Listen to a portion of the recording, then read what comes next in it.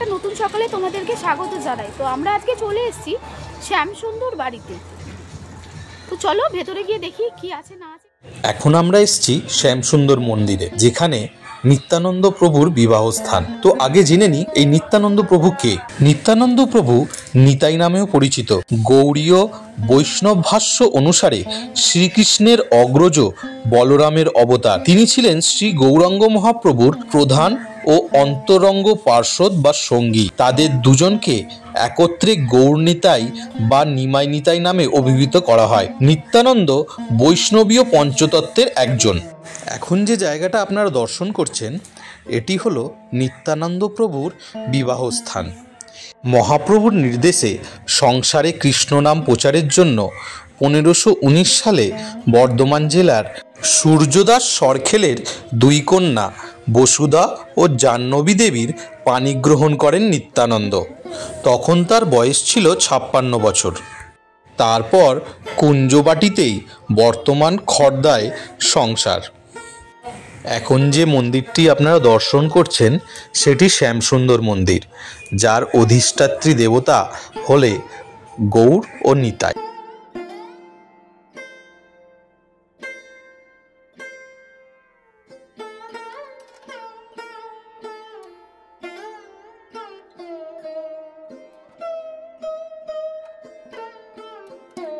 ভগবান নিত্যানন্দ হলেন পরমেশ্বর ভগবান চৈতন্য মহাপ্রভুর শাশ্বত সহযোগী।